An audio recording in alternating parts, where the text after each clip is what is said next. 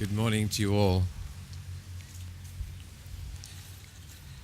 This short ceremony marks the commencement of a very significant project for the government, for the Western Division, especially for the Judicial Department.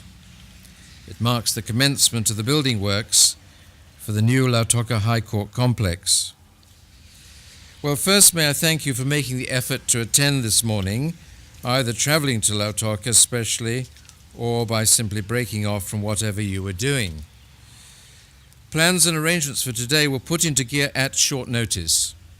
Knowing that everyone will be either elated or disappointed after the elections and focusing on other things, we decided to complete this ceremonial event so that other steps and proceedings in the building process could then proceed without delay.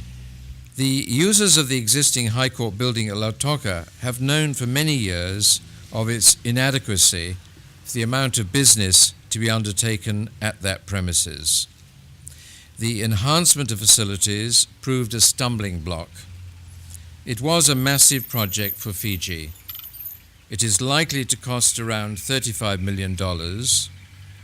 So far, it is destined to be an infrastructure improvement to be borne by government alone.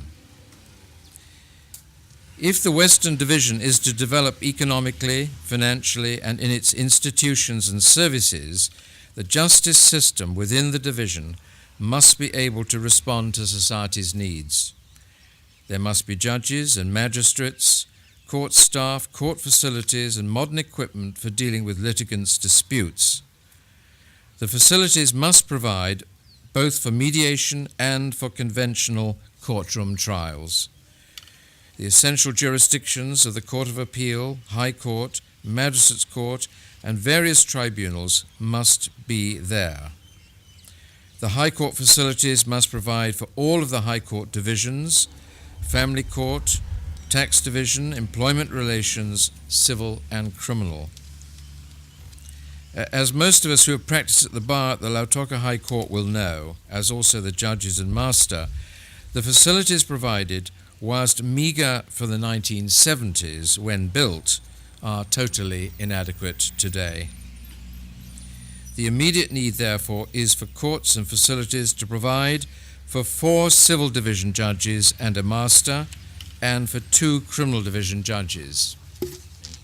The building will have provision for 18 courtrooms in all.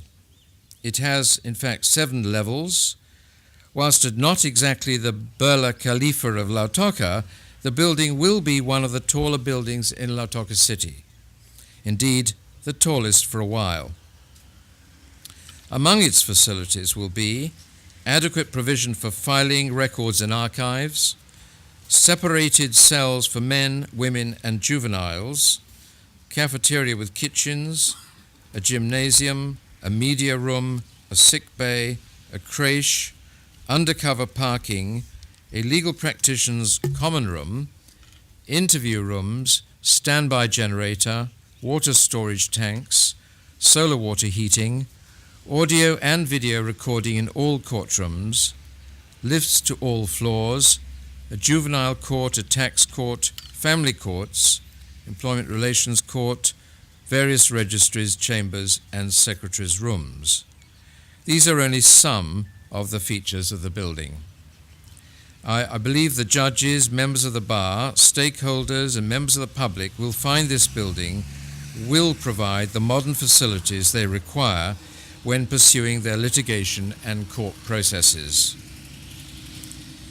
It is probably of little consequence now to ask why nothing was done about such a project earlier.